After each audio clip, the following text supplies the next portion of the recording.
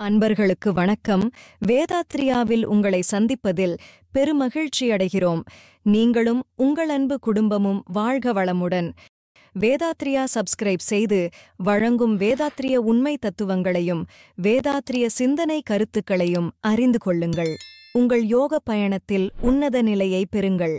மெய்ப்பொருள் உண்மை ரகசியங்களை அறிந்து உணர்ந்து உங்கள் வாழ்வை வளமாக்கிக் கொள்ளுங்கள். நன்றி. வாழ்க வளமுடன். அன்பர்களே, இனி இன்றைய சிந்தனை கருத்தை நம் வேதாத்ரியாவில் காணலாம்.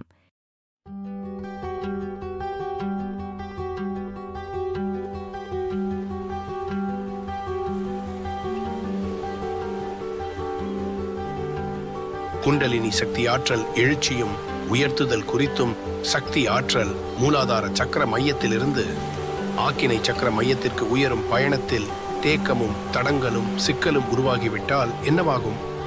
உடலுக்கும் மனதுக்கும் உயிருக்கும் பாதிப்பை ஏற்படுத்துமா? அதை எப்படி சரி செய்வது?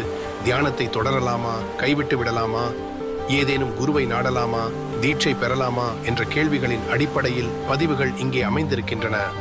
பதிவுகளின் முக்கியத்துவத்தால் ஒவ்வொரு பதிவாக இனி பார்க்கலாம். வாழ்க வளமுடன். சித்தர்களின் மகத்தான தன்னையும் உயிரையும் மெய்ப்பொருள் உண்மையையும் அறியும் உன்னத பயிற்சி முறைதான் மனதை செம்மை செய்யும் யோகக்கலை. சித்து என்ற உயிரையும் அதன் மூலத்தை அறிந்ததால் சித்தரானார்கள். இவர்களின் ஒழுக்கம், கடமை, ஈகை என்ற வாழ்வியல் முறையில் இன்றும் சூக்குமமாக சேவையில் இருக்கிறார்கள் எனலாம். இதற்கு ஆதாரம் அவரவர் மனமும் அதில் உணர்வாக பெறுவதுமே ஆகும். இப்போதைய குண்டலினி யோகம் என்பது சித்தர்களின் கொடையே. இல்லறத்தாரும் பயன்பெறும் வகையில் எளிமையாகவும் இருக்கிறது. குண்டலினி என்பது என்ன? உயிராற்றலின் திணிவு சக்தியே குண்டலினி என்று அழைக்கப்படுகிறது. ஒவ்வொரு மனிதனும் தனக்குள்ளாக நான் யார் என்ற கேள்விக்கான விடையை அறிந்து கொள்ளும் பயிற்சி முறையாகவே குண்டலினி யோகம் அமைந்துள்ளது. இதனால் அற்புத சக்தி கிடைக்கும், அதிசயம் நிகழும் என்ற கட்டுக்கதைகளை நம்ப வேண்டிய அவசியமில்லை. உங்கள் பிறப்பின் நோக்கமும் கடமையும் உங்களை யார் என்று அறிவதாக மட்டுமே இருக்கிறது. அதிலிருந்து நீங்கள் திசை மாறிட தேவையும் இல்லை. குண்டலினி எனும் இந்த ஆற்றல் சக்தி எங்கே இருக்கிறது? வேதாத்ரியா இன்றை சப்ஸ்கிரைப் செய்யுங்கள். வாழ்க வளமுடன். குண்டலினி எனும் ஆற்றல் சக்தி மூலாதாரம் என்ற சக்கரத்தில் நிலை பெற்று இயங்கி வருகிறது. சக்கரம் என்றால் அது நிணநீர் என்பதை தரும் நாளமில்லா சுரப்பியே ஆகும். ஆங்கிலத்தில் ஹார்மோன் சுரக்கும் எண்டோக்ரின் கிளாண்ட்ஸ் என்கிறார்கள். இந்த சுரப்பிகளை சக்கர மையமாக கொண்டால் 7 ஆதார சக்கர மையங்கள் இருக்கின்றன. அவை மூலாதாரா, சுவாதிஷ்டானா, மணிபூரகா, அநாகதா, விசுத்தி, ஆக்கினா மற்றும் பிரம்மரந்திரம் என்ற துரியமாகும். அடிப்படை எவை என்றால் அவை மூலாதாரா, ஆக்கினா மற்றும் பிரம்மரந்திரம் என்ற துரியம் மட்டுமே ஆகும்.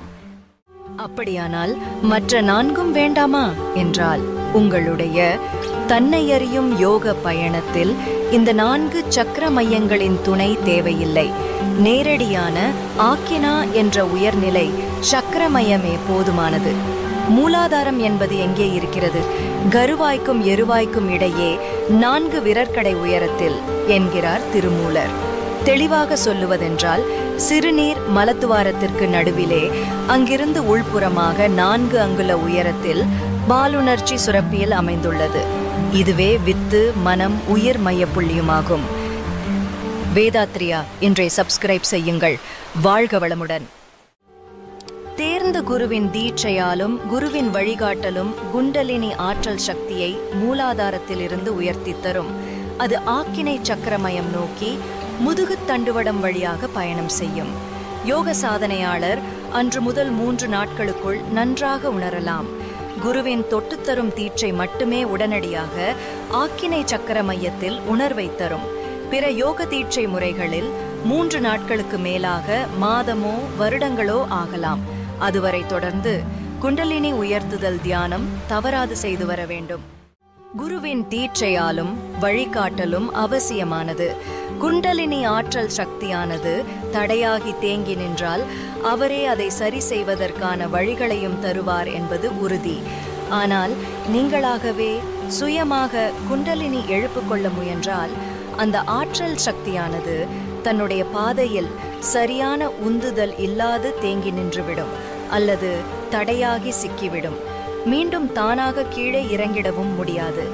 சுயமாக பயிற்சி செய்வோரும் செய்ய திட்டமிட்டுள்ளோரும் இதை கவனத்தில் கொள்க.